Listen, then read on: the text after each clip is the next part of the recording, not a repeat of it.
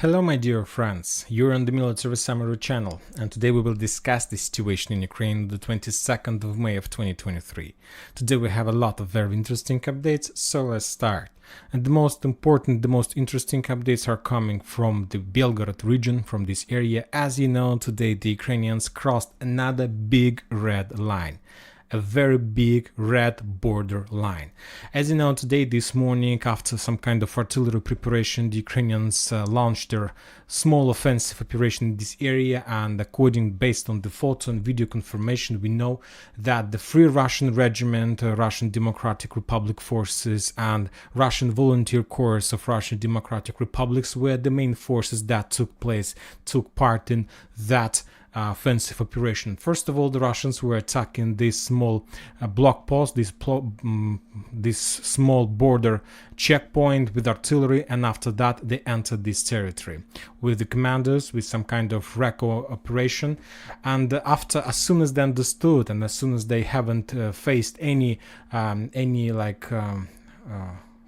resistance from the Russian forces, because there were some Russian forces on the border and so on, but this area wasn't prepared for fightings, and as soon as the Russian forces understood that they are not able to hold the Ukrainian forces, the Russian forces took a decision to step back, and the Russians moved in direction of the military base that located a little bit to the northeast of this area.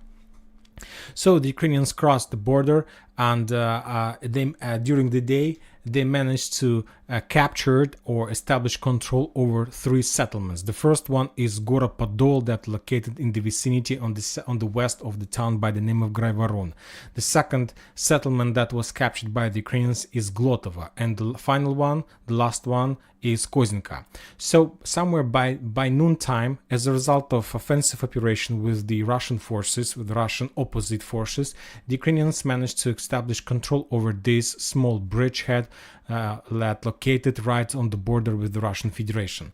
So this is the Ukrainian progress, probably, and most of the Ukrainian sources and Ukrainian media, and I believe that was some kind of intelligence operation of the Ukrainians, and based on that information, the Ukrainians were planning to attack and to capture the Russians' military base, this base, and probably the Ukrainians, based on this the theory and the doctrine, were trying to get this area as well. So as you can see, there is a nuke icon above this territory, and today I found out that this is an nuclear base, and not just nuclear base, it's a nuclear weapon storage, and the Russians were holding the nuclear weapon in that storage. But the Russian sources are saying that after the beginning of the special military operation, the Russians evacuated the nuclear weapon from this area because of very short distance to the border and the very high risk of attack from the Ukrainian side. But for example, the Ukrainians are saying that the Russians took a decision to evacuate the nuclear weapon just today. So a lot of information. We understand that there is a very powerful, fierce fightings on the ground, and there are not even less fierce fightings in the media sphere and something like this. So this is the situation that took place somewhere at noontime.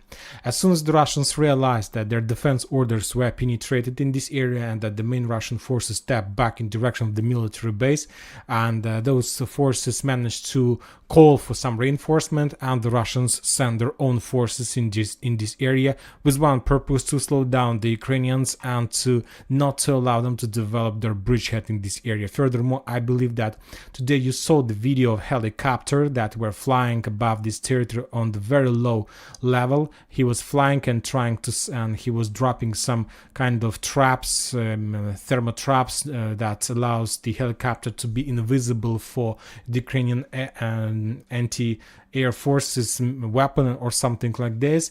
But the Russians sent their forces, and they managed to stop the Ukrainians, and by this evening, somewhere by 7 p.m. of the local time, the Russians managed to establish their positions in this area, and currently we can say that this is the bridgehead that is under Russian control.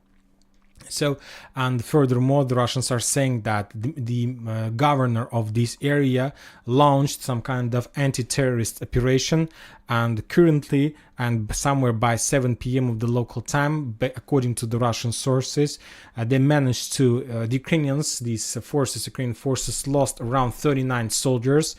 They lost 1 tank and few light vehicles like Humvee.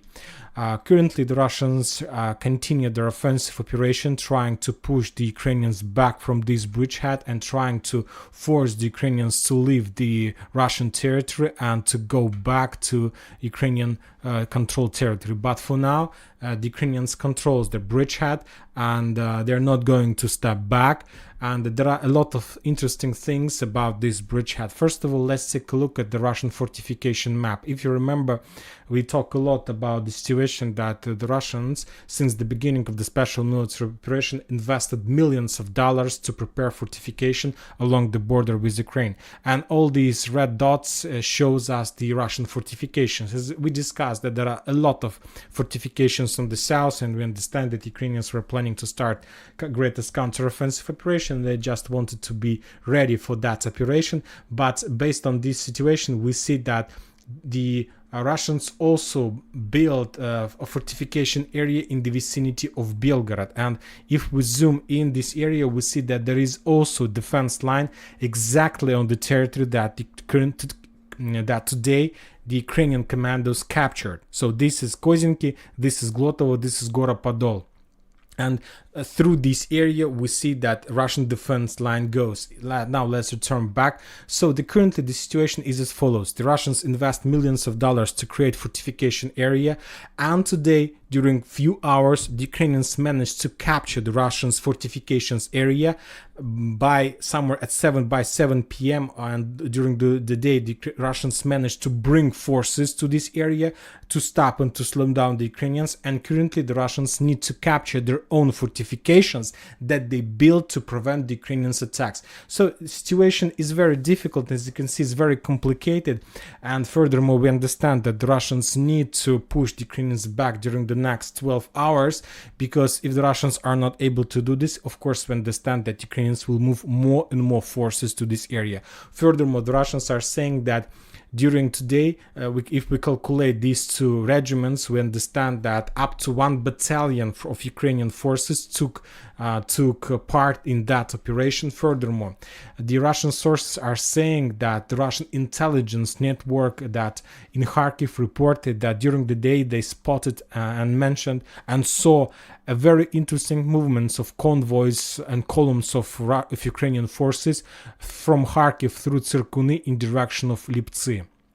So probably the Ukrainians, probably this attack in this area is not the one attack, and probably the Ukrainians will try to attack all over the border with Russia, trying to stretch their forces, trying to force them to move reserves in this direction and to reduce some power and forces on some front line, let's say in Lugansk, or let's say in Kupiansk front line, or something like this.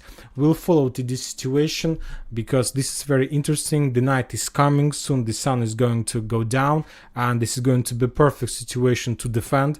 I believe that those Ukrainian forces are very well equipped because that operation was planned for a very long time. These two regiments, Free Russian Regiment, Russian Volunteer Corps, used to take part in defense of Bakhmut, but somewhere in March and February they were removed from that area after the fall of the central part of Bakhmut, and they were removed from Bakhmut, were fulfilled. There was some kind of, I believe, rotation process, and the United Kingdom intelligence, I believe it's their job, started preparation of this operation, and on the 22nd of May we see what we see, some kind of penetration of the Russian defense line in this area.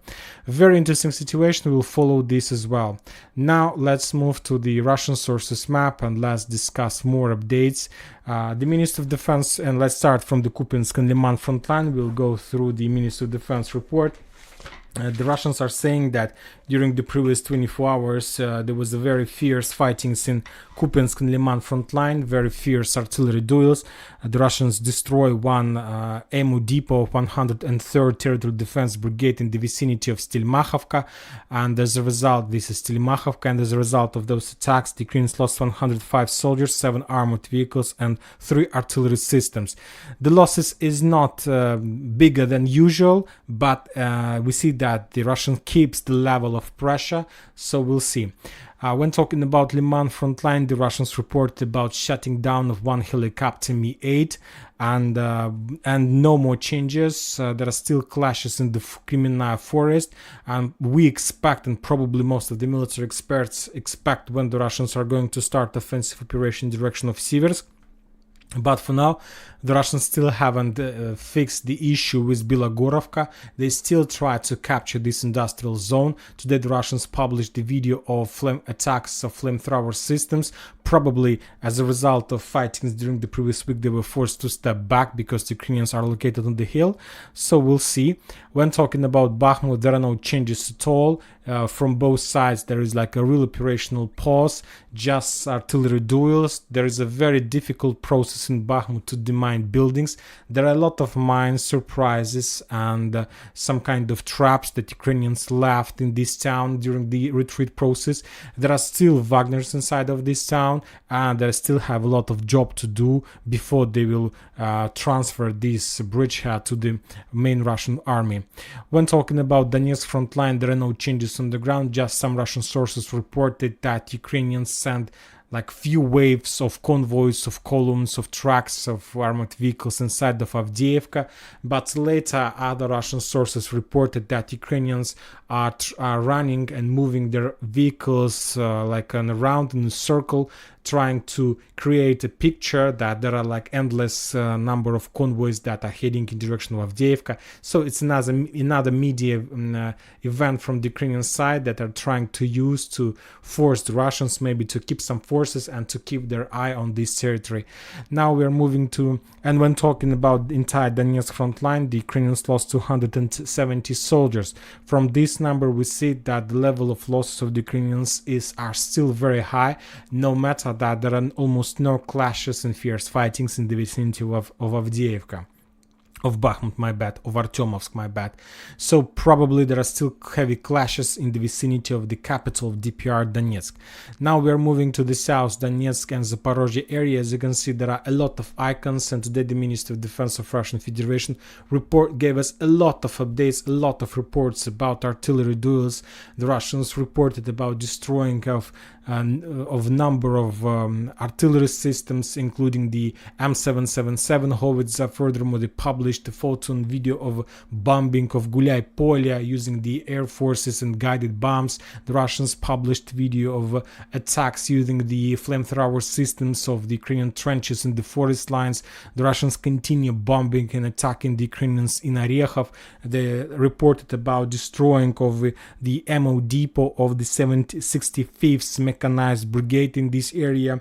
Furthermore, the Russians reported about destroying of another ammo depot in Stepnogorsk.